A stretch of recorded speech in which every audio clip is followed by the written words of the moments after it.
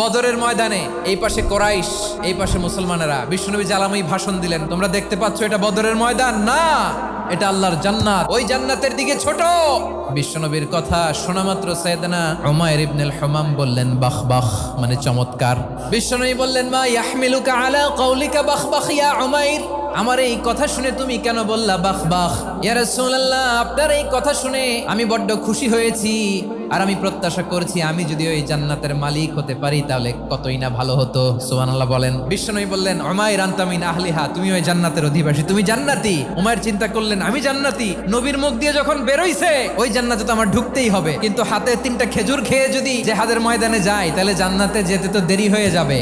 এই চিন্তা আসা মাত্রই খেজুর 3টাকে তিনি ছুঁড়ে মারলেন, তলোয়ার বের করে আল্লাহু আকবার বলে বদরের ময়দানে ঝাঁপিয়ে পড়লেন। আল্লাহর শত্রুদেরকে কচুকাটা করে এক পর্যায়ে শাহাদাতের সুধা পেয়ে নিজেও জান্নাতি হয়ে গেলেন। পড়েন সুবহানাল্লাহ।